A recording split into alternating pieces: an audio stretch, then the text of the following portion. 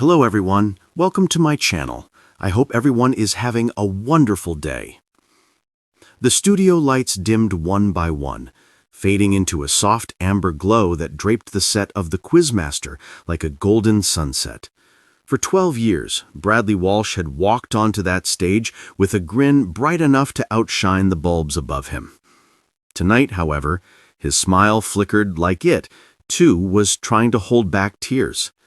It was the season finale, and possibly something more. The audience sensed it, the crew sensed it, even the contestants sensed the heaviness in the air, as if the room itself had exhaled and forgotten how to breathe again. Bradley stepped forward, cue cards trembling ever so slightly in his hands. "Ladies and gentlemen." His voice cracked and he laughed it off the way he always did, that familiar warm chuckle. But there was something behind it, something nobody had heard before. At the back of the studio, producer Amelia Price watched him carefully. She had worked beside Bradley since day one. She knew his tells, and tonight he was speaking with the weight of unspoken words. The final round ended in spectacular fashion, a record-breaking win, confetti cannons booming, the audience roaring. But Bradley barely registered any of it. When he turned to congratulate the champion, his smile lingered a moment too long, as if memorizing every second. Then came the moment. The cameras rolled, the music softened, and Bradley stepped to center stage, clutching the microphone in both hands. "Before we go," he began, gaze sweeping over the crowd, "there's something I need to say." A collective hush fell. "You've let me into your homes for more than a decade.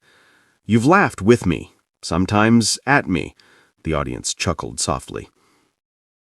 Bradley's eyes glistened.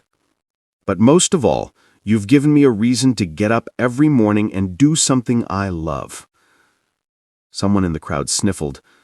Another whispered, "He's leaving, isn't he?" Bradley drew in a shaky breath. "This season has been more than a job. It's been family. And family is the hardest to say goodbye to." A distant gasp rippled across the room. Amelia pressed her hand to her heart. Even the cameramen blinked rapidly, trying not to fog up the lens. "But," Bradley continued, voice wavering, "sometimes life tells you it's time to turn the page." The words punched through the silence. He wasn't acting. He wasn't exaggerating. He was genuinely, painfully saying goodbye. I need to step away," he said softly. "Not forever, I hope, but for now." He lifted his head, offering a fragile smile. "Thank you for every laugh, every moment, every memory. I'll treasure them always." A long, aching pause. Then the audience rose to their feet in a tidal wave of applause, roaring, crying, calling his name. Bradley's composure finally shattered. Tears streamed freely down his cheeks, catching the remaining studio light like tiny falling stars. Amelia stepped forward and wrapped him in a hug as crew members joined the applause. Contestants clapped from their podiums. Even the normally stoic director wiped his eyes. Bradley laughed through the tears, overwhelmed, humbled, utterly vulnerable. "Look at me," he joked, voice thick. "A grown man crying on national telly.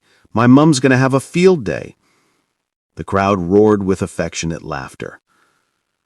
As the final credits rolled, Bradley took one last look around the set, the place that had been a second home, a sanctuary, a stage for a million smiles. He pressed his hand to his chest, nodded once, and whispered, "Goodbye for now."